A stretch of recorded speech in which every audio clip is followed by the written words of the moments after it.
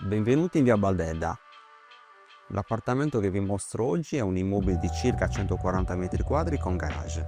Venite con me. Il primo ambiente che troviamo è la cucina. È molto ampia, esposta a sud e ha il suo balcone di pertinenza. Questo ambiente potrà essere rimodulato in base alle tue esigenze. L'appartamento è composto da 3 camere da letto, 2 matrimoniali e una cameretta. Vi mostro la prima. Attualmente sono presenti 2 lettini, ma può essere tranquillamente arredata come una matrimoniale.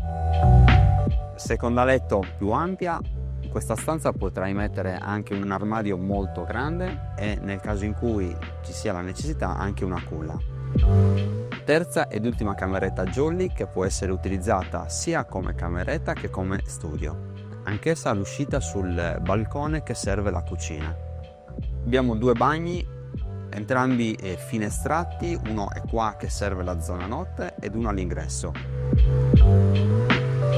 La sala è talmente grande che puoi decidere di arredarla in diversi modi, con un ampio divano, un tavolo, parete attrezzata, libreria, o utilizzarla per trascorrere le tue giornate con amici o con la tua famiglia.